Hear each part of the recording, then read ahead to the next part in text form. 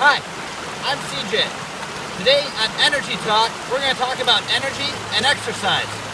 Let's get started. So I'm going to break this down from a fundamental standpoint. What we have here is creatine, and we use creatine for short, immediate bursts of energy lasting 5 to 8 seconds long. We can use creatine to form ATP when oxygen is not available.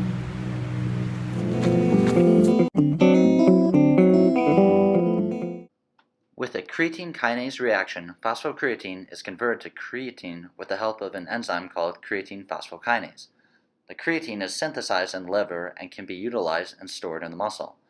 As a result, ADP is converted to ATP, which cannot be stored in the muscle and must be used immediately. The system does not produce lactate or require oxygen, but the excess ATP cannot be stored.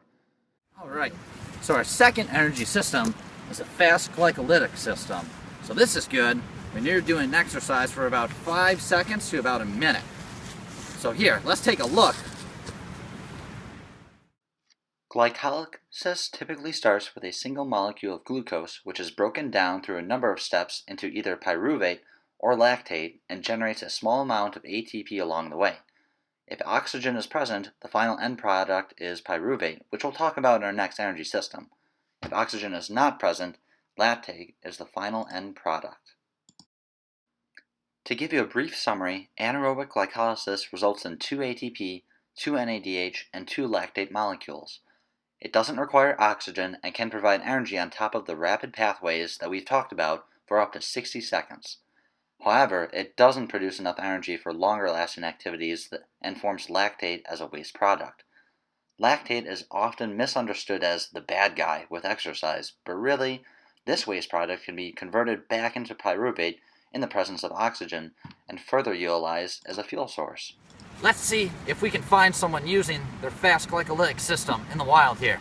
I'm just going to shake things up here, see what we can find. Yep! Yep, yep, yep! Wild CrossFitter. That's pretty neat. You can tell he's limited by his lactate buildup in his poor form. Alright, let's keep going. Alright. The next energy system we're going to talk about is the aerobic system. How to use that. And here we have someone using it right now. Oxidative phosphorylation picks up where anaerobic glycolysis left off, and it starts with pyruvate being converted to acetyl-CoA. This is a common entry point for fats, carbs, and amino acids to be used. From there, it enters the Krebs cycle, where oxidation of the substrate occurs, which means that they lose their electrons. Carbon dioxide is formed as a byproduct, and NADH and FADH carriers are reduced, meaning that they gain electrons.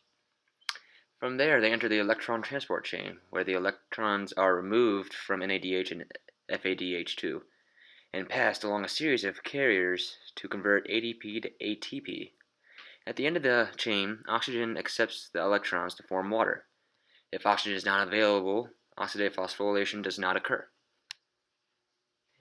Aerobic metabolism in whole produces 32 ATP, carbon dioxide, and water.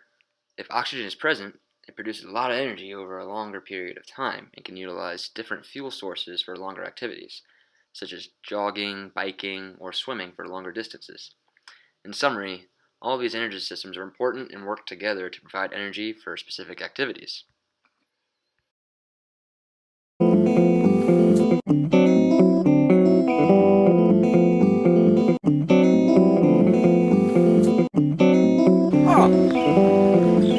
Hey man, how's it going?